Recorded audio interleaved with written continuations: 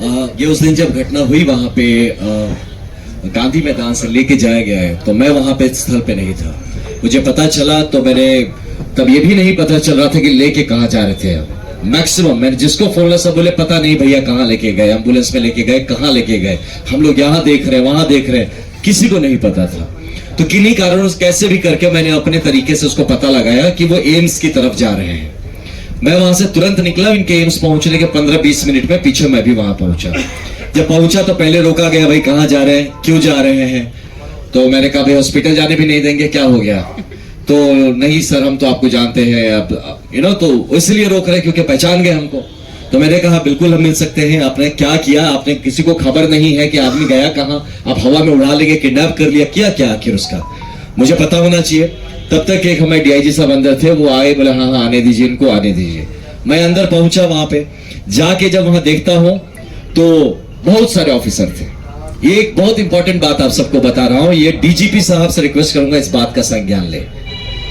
एक आदमी का रैंक नहीं दिख रहा था, कौन कौन से ऑफिसर हैं, किसी का नेम प्लेट नहीं था। डीके बासु गाइडलाइंस बोल के कुछ है धरती पर।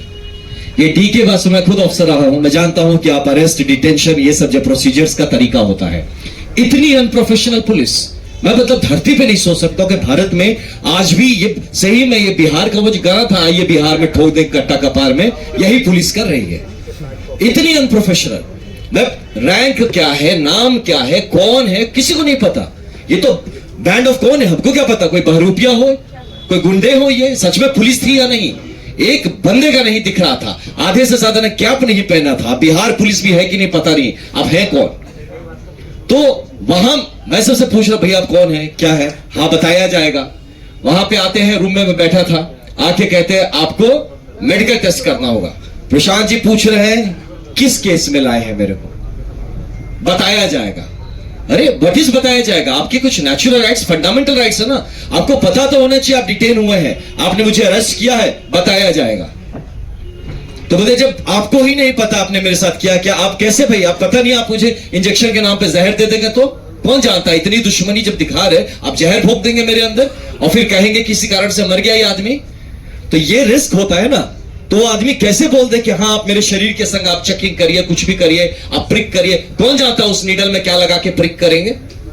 तो ये सब का गारंटी आप कैसे आप उस आदमी पे भरोसा कर सकते हैं जो कि अपना आइडेंटिटी डिस्क्लोज करने को तैयार नहीं कि वो है कौन जिसने डिटेन किया है? हमें क्या पता बिहार पुलिस है कोई और है?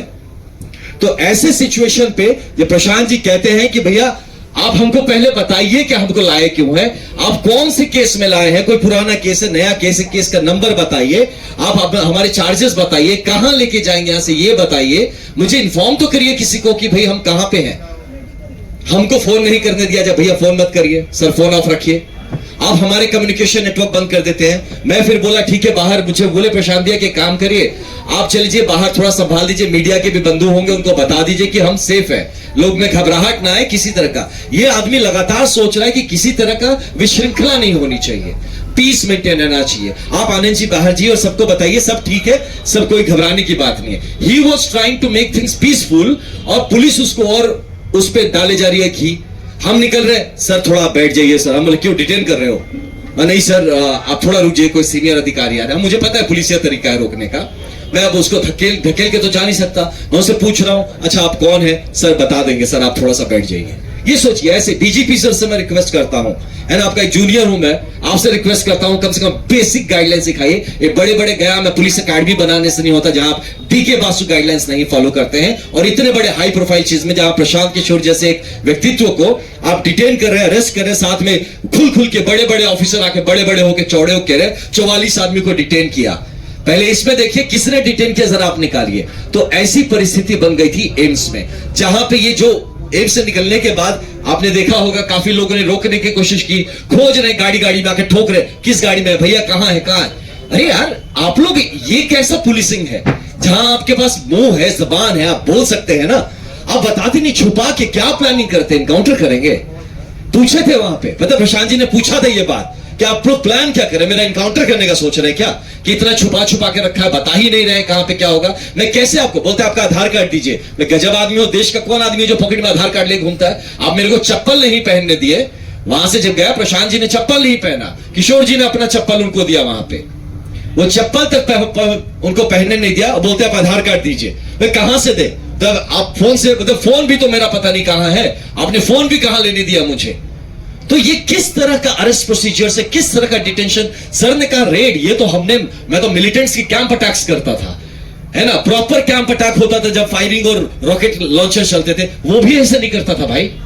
वहां भी पकड़ लिया तो उसको जूते पहनने देता था, बोलते कागज वागज कहां है, तेरे पेपर्स कहां है? और यहां पे इस धड़ल्ले से हम किस बिहार में रह रहे हैं? और उसके बाद जब हम लोग निकलने का हुए तो यही था, प्रशांत भी मुझे लगातार बोले थे कि आनंद आप इनको शांत रखिएगा, मैं उधर जाता हूं, आप बोलेंगे मानेंगे लड़के, आप बताइएगा, किसी तरह का कोई अशांति ना करे, हम लोग कोऑपरेट करते हैं, ये जो जानना चाहते हैं जहां ले जाना चाहेंगे जाए। कहां उनको उधर चढ़ा दिया, हमको अलग कर दिया, हमको भी एक स्कॉर्पियो में घुसा दिया कि चलो आप भी अंदर चलो। मुन्ना जी को साथ में घुसा दिया, एक डीआईजी थे उनको भी साथ में डाल दिया। हमने बोला भैया हम मदद करेंगे आपकी, हम नीचे रहेंगे तो मदद करेंगे, हम इस क्राउड को संभालेंगे। नहीं नहीं सर आप प्लीज यहीं रहिए, यहीं बैठिए। ये चीज करके फिर प्रशांत जी को अलग, हम लोग को अलग। हम लोगों को भी जब निकाला, हमें भी नहीं पता हम कहां जा रहे हैं। फोन बंद कर लिया, फोन छीन लिया, उसे कुछ हम पूछ रहे बार बार, जो लड़के थे, किशोर जी थे गाड़ी में, आप हम पूछ रहे थे भैया आप कौन से रैंक के हैं, क्या नाम है आपका? जी सर, सर मैं यहीं से हूं सर। वो भी नहीं बता रहा है। तो उसके बाद थोड़ा सा, अब है तो आईपीएस भी थे, हम भी भाई, तो ठीक से समझाए उसको, डीके बासु की बात किए कि तुम्हें पता मैं तुम्हारे ऊपर इसके लिए हम कंटेम्प्ट डाल देंगे कोर्ट में कि जिस आदमी ने हमको डिटेन किया उसने अपना आइडेंटिटी बताने से इंकार कर दिया, तुम कौन हो?